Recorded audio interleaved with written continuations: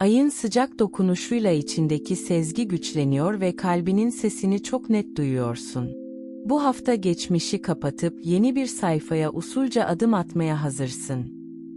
Duygularını içtenlikle paylaşınca sevdiğinle aranda tatlı bir yakınlık doğuyor. Yalnızsan beklenmedik bir karşılaşma kalbini yumuşacık bir heyecanla dolduracak.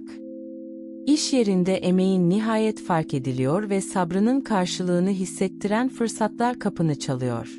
Bütçeni düzenlersen bu hafta rahat bir nefes alacaksın. Bedenin dinlenmeye ve suya yakın anlara ihtiyaç duyuyor, kendine nazik davran. Kısa yürüyüşler ve derin nefeslerle enerjini yeniden dengeleyebilirsin. Duygularını bastırmak yerine akmasına izin ver, çünkü içtenlik sana kapılar açıyor. Küçük bir şükran notu haftanı bereketle dolduracak.